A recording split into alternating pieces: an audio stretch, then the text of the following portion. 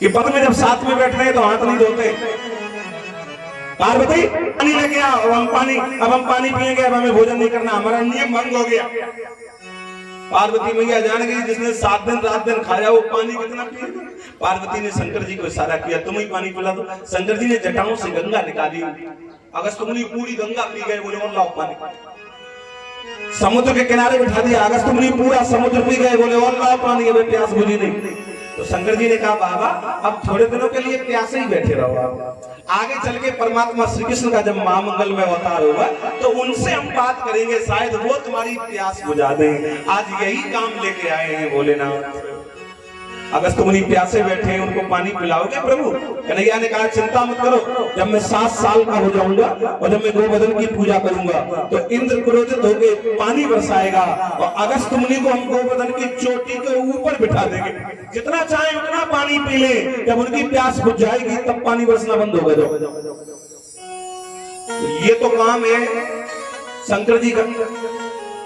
अच्छा एक बात और बताओ, कुछ लोग खाते भी ज्यादा है, कुछ लोग इतना खाते हैं।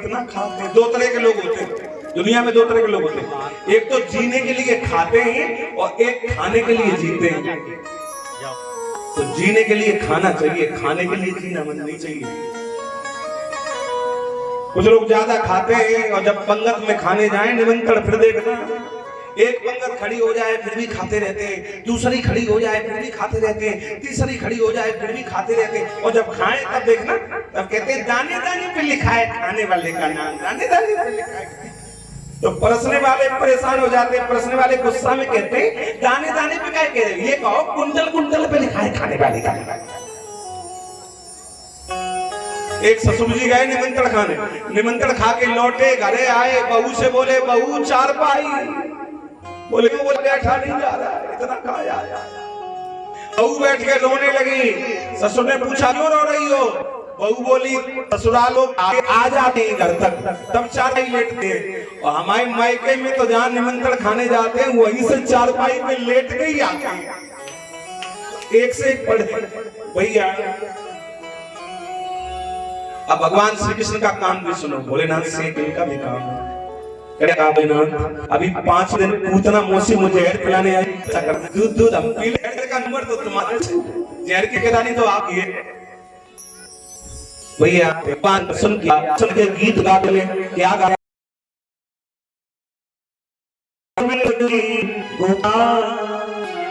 मैं तो सांवरिया बांसुरी कोई रहे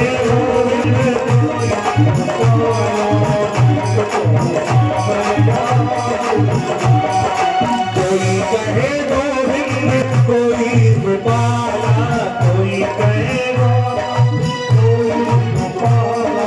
मैं तो कहूँ सांवरिया बांसुरिया, मैं तो कहूँ सांवरिया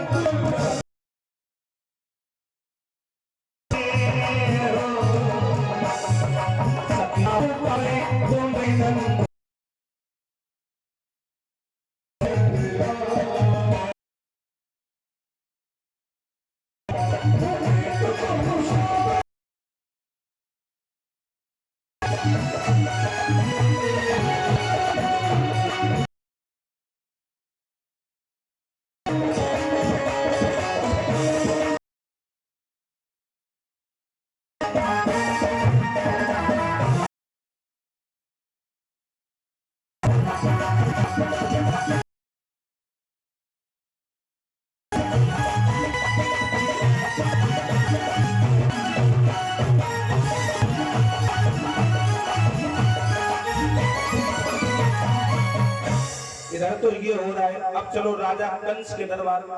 राजा कंस क्या कर रहा है? राजा कंस ने आपातकालीन सभा बुलवाई, इमरजेंसी मीटिंग। अब राजा कंस के जितने साथी थे, अगासुर, बकासुर, तृणावृत, सक्तासुर, व्योमासुर, केसी, मुष्टिक, चारूढ़, सब इकट्ठे हो गए। बताइए राजन आज क्यों बुलाया? राजा कंस ने कहा देखो, मुझे मारने वाला गोकुल में पहुंच गया, अब उसको कौन मारेगा? अभी 5 दिन का हुआ है आज। तो राजा कंस के दरबार में एक राक्षसी रहती है, इसका नाम है पूतना। ये पूतना कौन है? कंसेन प्रहता घोरा पूतना बाल घातिनी। ये बड़ी भयंकर राक्षसी है। उसका काम क्या है? छोटे छोटे बच्चों को खाती है और देखने में इतनी भयंकर लगती है, इतनी भयंकर लगती है, इतनी भयंकर है ये। 50-60 भैंसा तो एक बार नाश्ते में खा जाती थी, सच्ची।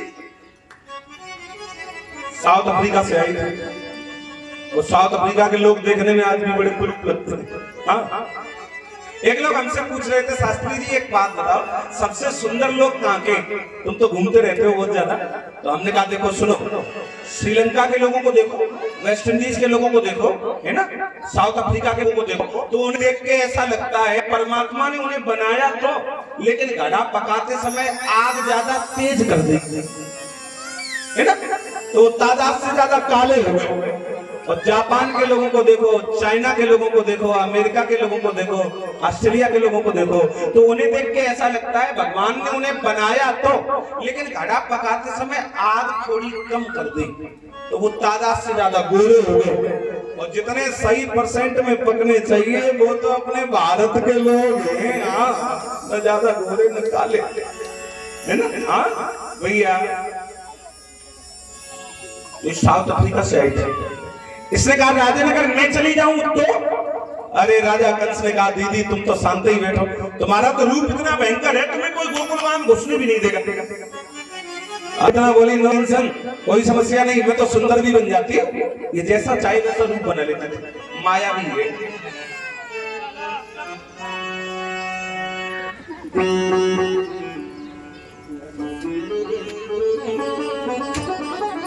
भैया मैं तो सुंदर भी बन जाती हूँ, सुंदर बन के जाऊंगी। अच्छा आजकल भी मैंने देखा है कस्बों में, शहरों में एक दुकान होती है, दुकान, उस दुकान के तुम अंदर चले जाओ तो अगर तुम सांवरे हो, काले हो, तो गोरे बन के निकलोगे। कुछ कहते हैं उस दुकान को, क्या नाम होता है उसका? क्या होता है? हाँ वही ब्यूटी पार्लर। राम जी मैं आज तक नहीं गया सच्चे, लेकिन जो लोग जाते हैं वो मुझे बताते हैं कि अगर एक बार चले गए तो हर 8वें दिन लाइसेंस रिन्यू करवाना पड़ेगा, नहीं तो जैसे हो वैसे ही हो जाओगे।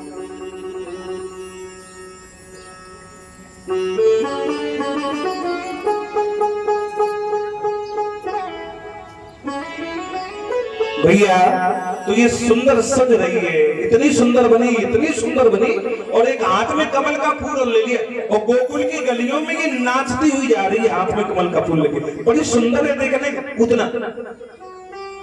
छोटे छोटे ग्वाल वालों ने कहा ये कौन है? एक ने कहा लक्ष्मी है, लक्ष्मी। एक ने कहा सुनो, जो नंद का छोरा है ना वो विष्णु जी का अवतार है, और जहाँ विष्णु जी आ जाएंगे वहां तो लक्ष्मी आएंगी, आएंगी। बच्चे कह रहे हैं आपस में, छोटे छोटे बच्चे। बड़े बूढ़ों ने जैसे ही गलियों में नाचते हुए देखा, बड़े बूढ़े ने कहा खबरदार, ये लक्ष्मी की बात तो बहुत दूर, ये किसी भले घर की माँ बहन बेटी मिलेगी। क्यों?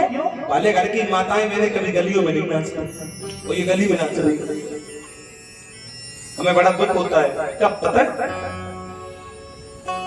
आज से करीब 30-35 साल पहले परीक्षित जी मैंने देखा था, क्या अगर 100-200 लोगों का भोजन होता था आज से 30 साल पहले, तो हलवाई नहीं किया जाता था, कारीगर नहीं किया जाता था, माताएं मेरे सब मिलके अकेले बना लेती थी घर से। हाँ, 2 बहनें सब्जी काट लेती थी, 2 बहनें आटा लगा लेती, 2 हट जाती थी कढ़ाई पे, तुरंत निकाल देती थी, पूड़ी बन गई, हाँ रसोई बन गई।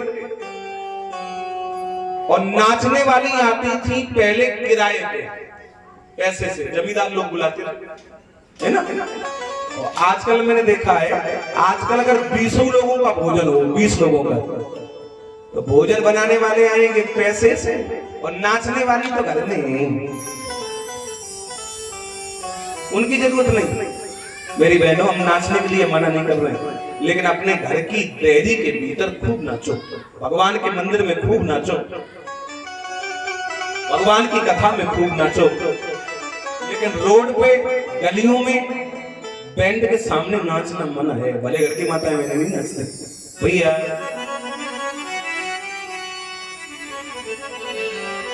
पूतना जैसी चली यशोदा मैया के आंगन में आई, यशोदा मैया से राधे राधे जैसे कृष्ण, या उस समय अभिवादन के जो भी शब्द होंगे, यशोदा मैया ने कहा बेटी देखो बुरा मत मानना, मैंने पहचान नहीं पाया।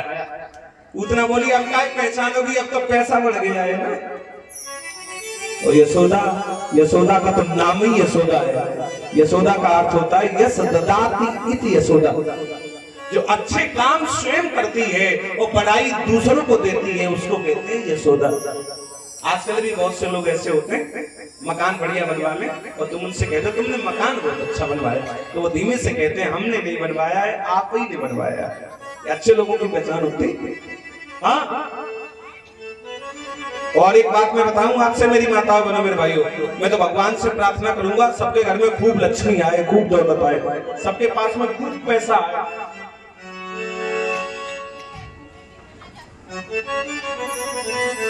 लेकिन पैसे के साथ साथ नम्रता भी आनी चाहिए। नम्रता मनुष्य का आभूषण है, गहना है। अगर तुम्हारे पास में दौलत है और तुम्हारे पास में नम्रता नहीं है, झुकना नहीं है तुम्हारे पास में, तो फिर आप किसी काम के नहीं है ना।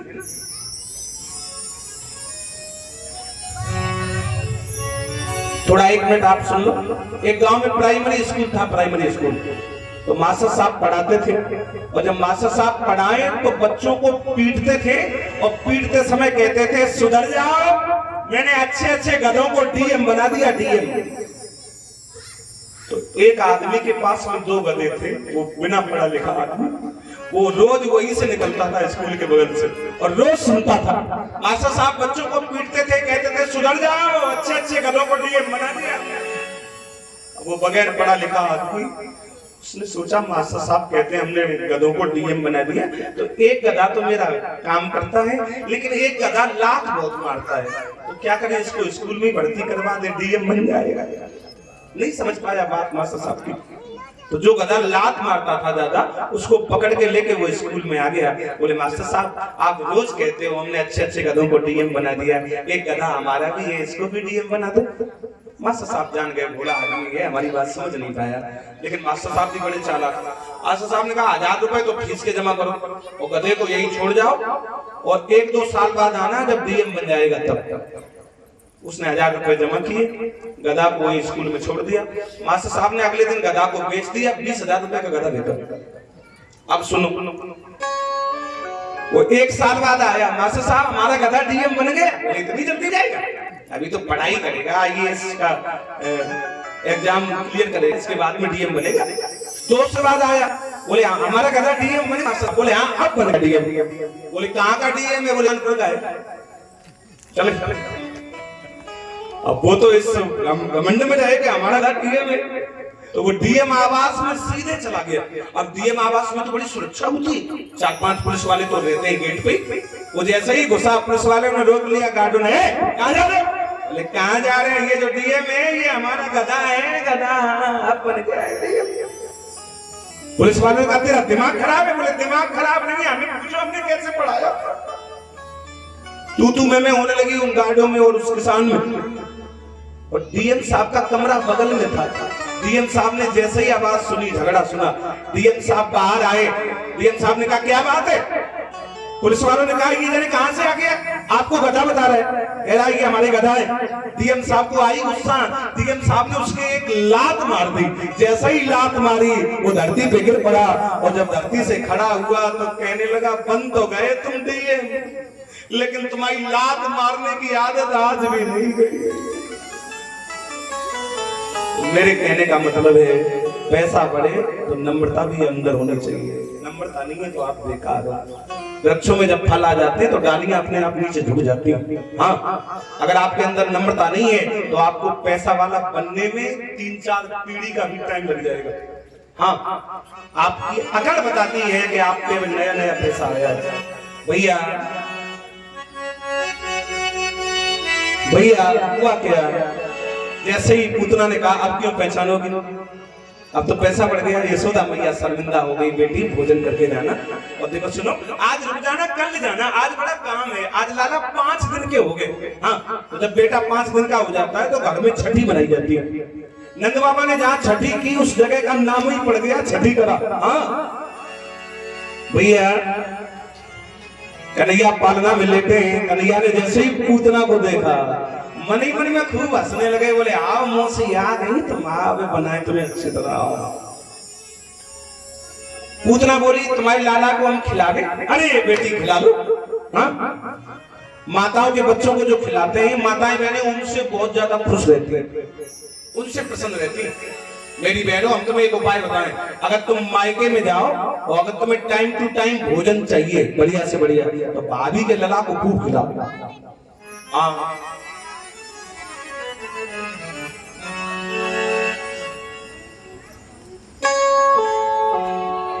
पूतना ने जैसे गोद में लिया और सोचने लगी अगर यहाँ पे दूध पिलाऊंगी तो ये जान जाएंगे सब लोग, लाओ यहाँ से ले चलूं, बाहर ले जाऊं।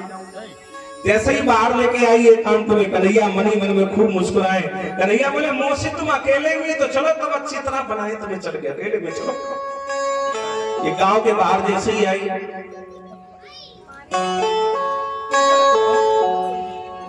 जैसे इसने दुग्धपान कराना चाहा तो मेरे प्रभु ने इसके प्राणों को खींचना शुरू कर दिया।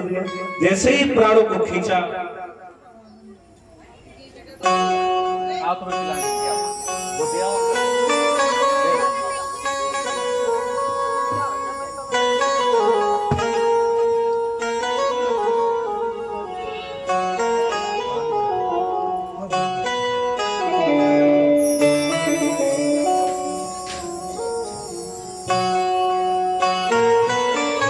पूतना चिल्ला रही है छोड़ बेटा छोड़, अरे छोड़ दे लाला, छोड़ दे लाला, गली नहीं आज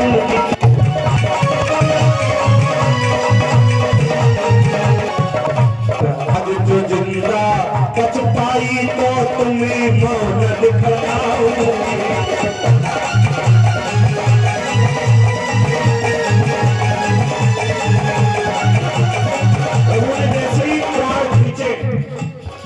जैसे ही प्राणों को खींचा भैया,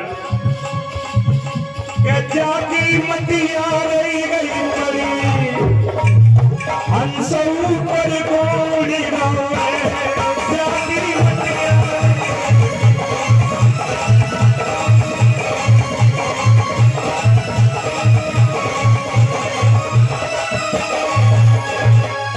जैसे ही पूतना चिल्लाई छोड़ बेटा, मुझताम मुझताम, छोड़ छोड़ छोड़।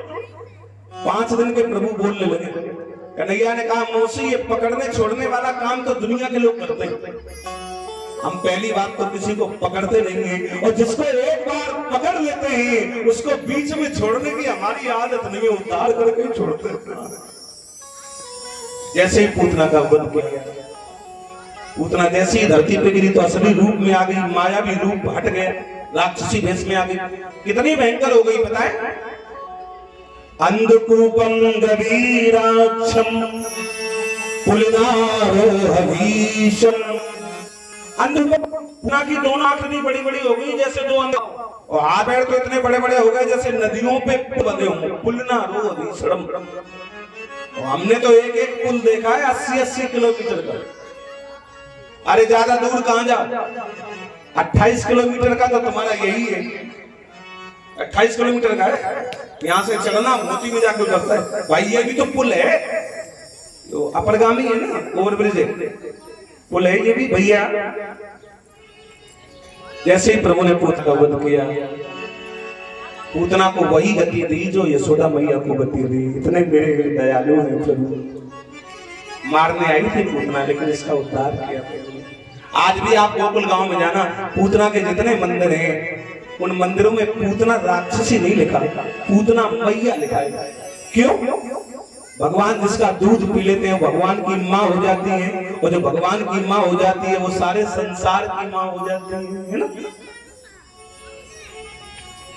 अब यशोदा मैया ने जैसे ही आंगन में ध्यान दिया तो न वो बहू है और न लाला है, तो यशोदा मैया आवाज लगा रही, अरे गोपियों मेरा बेटा कहाँ गया?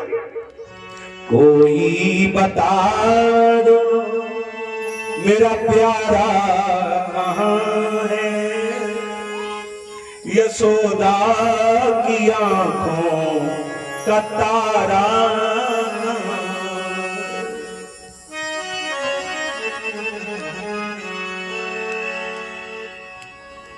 अभी तो मेरी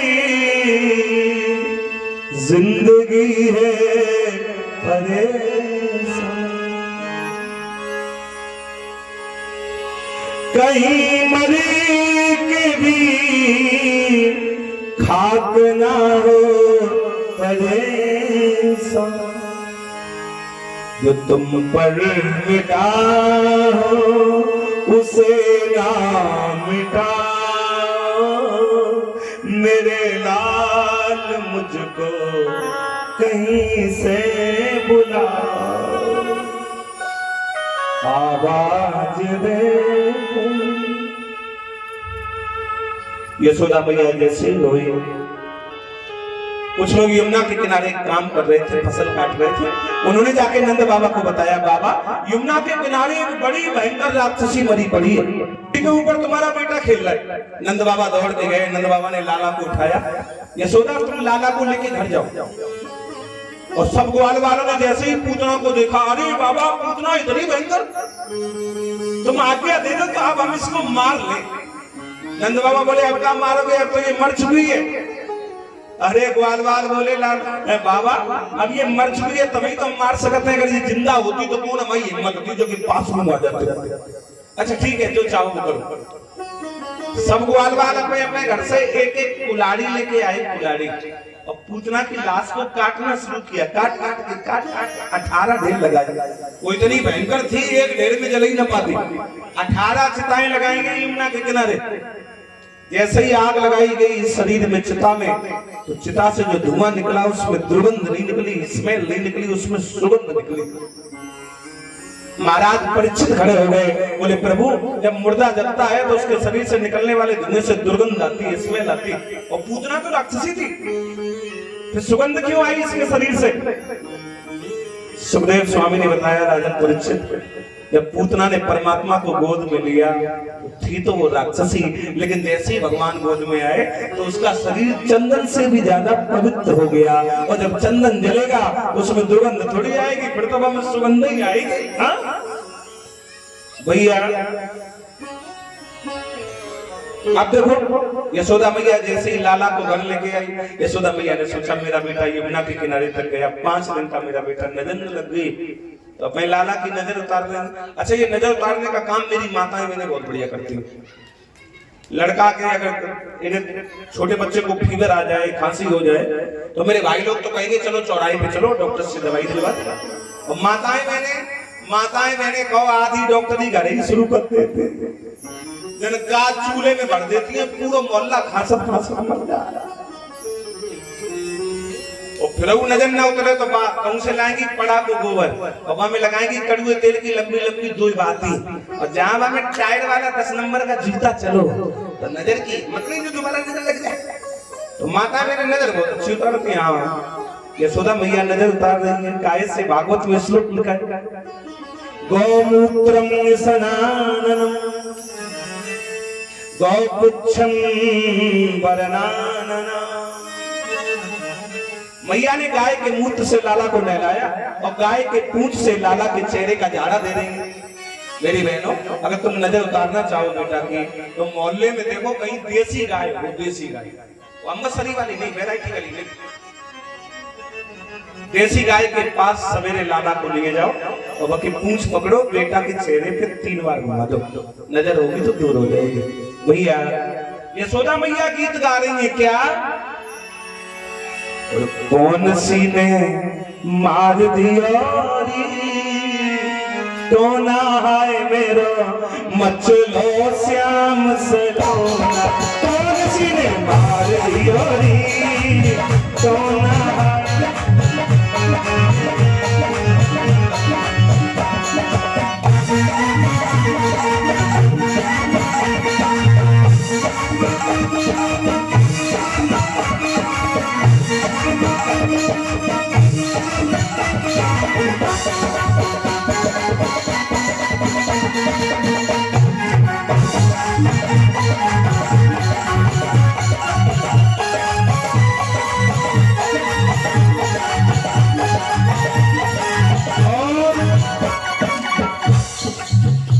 अरे माखन लेवे लाला मिसरी न ले, माखन लेवे लाला मिसरी न ले, माखन लेवे लाला मिसरी न ले, माखन लेवे लाला मिसरी न ले। अरे लेवे न कोई खिलौना के कौन सी ने मार दिया सोना अचलो श्याम सलोना,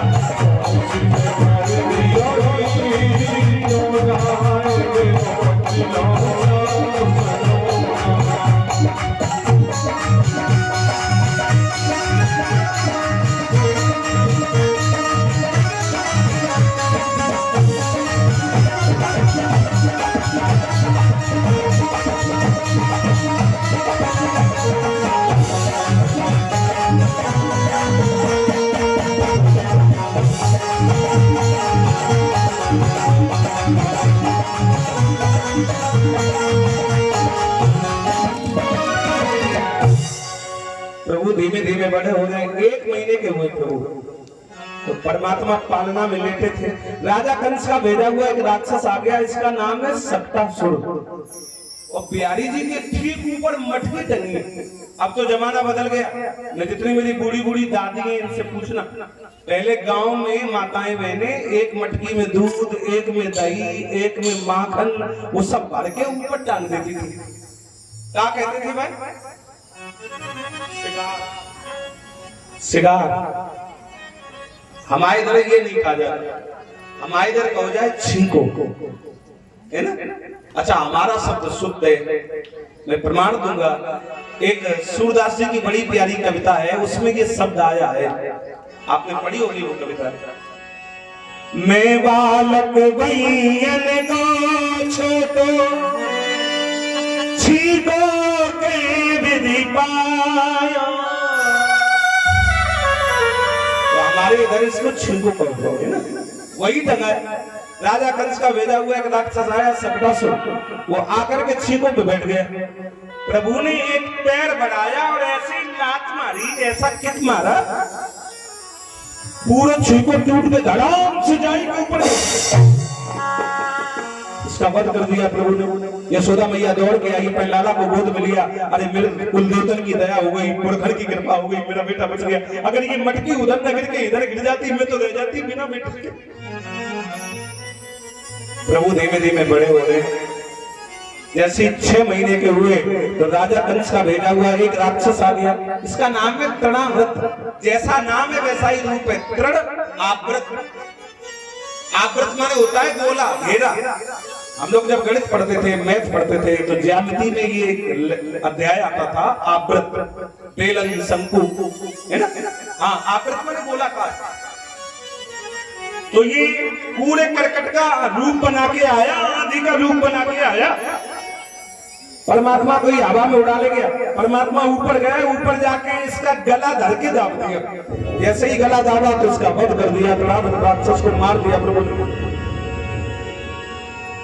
यशोदा मैया अपने लाला को लेके आई बाहर से उठा के। अब 6 महीने के हुए प्रभु, तो भगवान का कंठ फूटा, बोलने लगे मेरे प्रभु।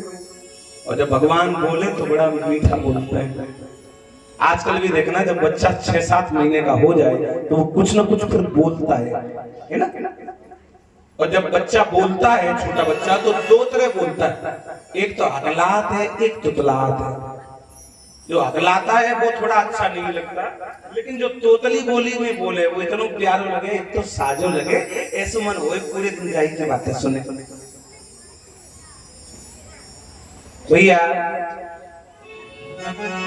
वो जितने बच्चे तोतली बोली में बोलते ये अपने अम्मा के पेट का तोतला वो थे ना, इन्हें ही तोतला बना हुआ थे। मारे लाड़ के उनकी मम्मी ने गोदी में उठाया, मुंह में मुंह लगाया, लल्ला लोटी तो नहीं तैयार, कोई भी रोटी तो लोटी कान लगे। उन्हें कहा मालूम क्या कहा जाता है, छोटे बच्चे पालतू तोता होते हैं, इनके सामने तुम जैसी भाषा।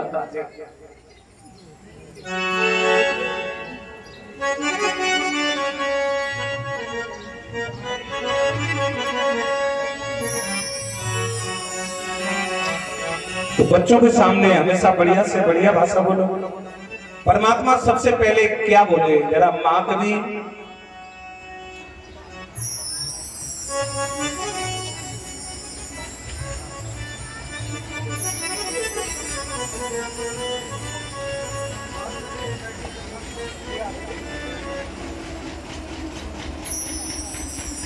हमारे भैया सर्वेश भैया आपकी तरफ से सादर सम्मान और भगवान के लिए प्रसाद सादर अर्पण है। हम भैया के उज्जवल भविष्य की कामना करेंगे और आपके आवास पे जब भागवत हुई तब भी हमारे द्वारा हुई, बड़ा प्रेम बड़ा स्नेह दिया। 500 रुपए की भेंट भी अर्पण है और आप यहाँ भी आए समय निकाल के, हमें बहुत अच्छा लगा। एक बार तालियों से स्वागत कीजिए, बहुत बहुत साधुवाद, बहुत बहुत धन्यवाद भैया। बोले राधा मैया की। भगवान जब बोले तो सूरदास जी ने एक बड़ा प्यारा पद लिखा है, सूर्य जी के लिए हिंदी साहित्य में लिखा है, सूर सूर्य तुलसी ससी उड़गनी के सब दास, बचो बिहारी ले लिया बाकी मीरा के पास। सूरदास जी हिंदी जगत के चमकते हुए सूर्य। हाँ, बड़ी प्यारी रचनाएं हैं सूरदास जी की, 1 लाख पद लिखे हैं सूरदास जी ने। भैया देखो सूर्य जी के शब्दों में सुनिए, जब भगवान बोले तो सबसे पहले क्या बोले, सुनो। कहने लगे मोहन ओ मैया मैया, कहने लगे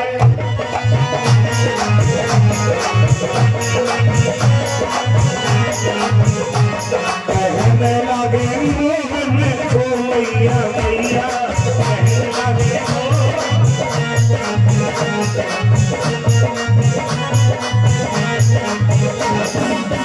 और नंद बाबा से बाबा बाबा, नंद बाबा से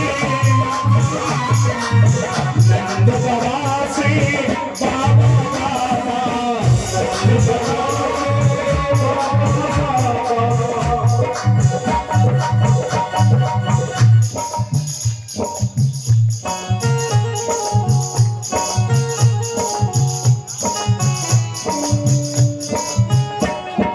हमारी बहन मीनाक्षी 101 रुपए पढ़े, बिहारी जी रक्षा करे, दादा दाना ले जाते रहे। नंद बाबा से बाबा, नंद बाबा से बाबा, बलदाऊ से भैया, बलदाऊ से भैया, कहने लगे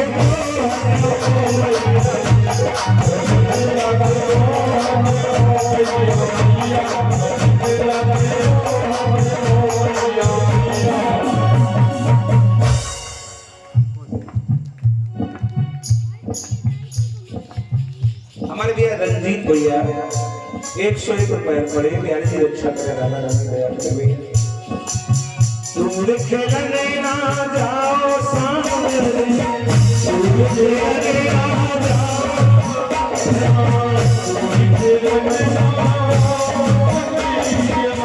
मार नकाऊ की गैया, मार नकाऊ की गैया, कहने लगे मोहन ओ मैया मैया, कहने लगे मोहन ओ मैया मैया।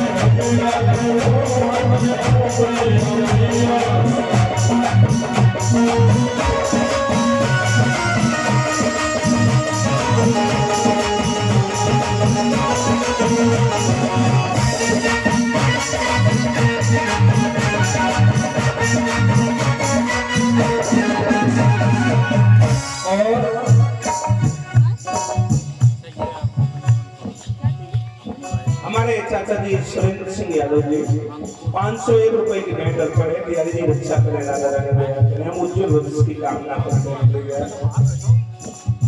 मणि खंबन प्रतिबिंब विलोकत मणि खंबन प्रतिबिंब विलोकत मणि खंबन प्रतिबिंब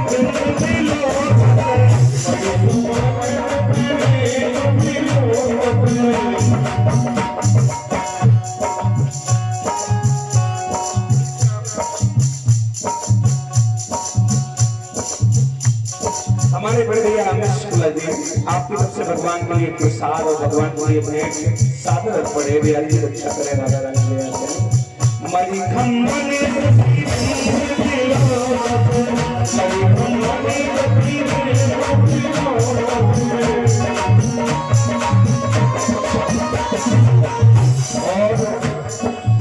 यशोदा ले तो पलिया ओ मैया मैया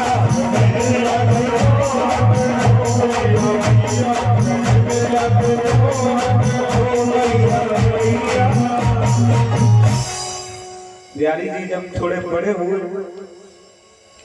1 साल के होने को आए अगले दिन 1 वर्ष के हो जाएंगे तो मैं सोचा बेटा का पहला जन्मदिन है बड़े धूमधाम से मनाऊंगी। हाँ अच्छा आजकल भी माताएं मैंने बच्चे का जन्म दिवस मनाते हैं लेकिन आजकल जो मनाने का नियम है वो गलत है। कैसा गलत है? आगे तो सड़ी हुई मिठाई मंगाती है बाजार से। मेरी बहनों जब जन्मदिन मनाओ तो हो सके तो मिठाई घर में बनाओ। दूध है तो ठीक है ना है तो दूध मोल ले लो उसकी अपने हाथों से मिठाई बनाइए और फिर जब मनाएंगे तब देखना मिठाई के चारों तरफ कैंडल जला देंगे मोमबत्ती फिर बच्चे से कहती है मुंह से फूंक के बुझा दो या तो कैंडल जलवाना मत और अगर जलवाओ तो फिर मुंह से मत बुझवाना। हाँ मुंह से दीपक बुझाना बड़ा पाप लगता है।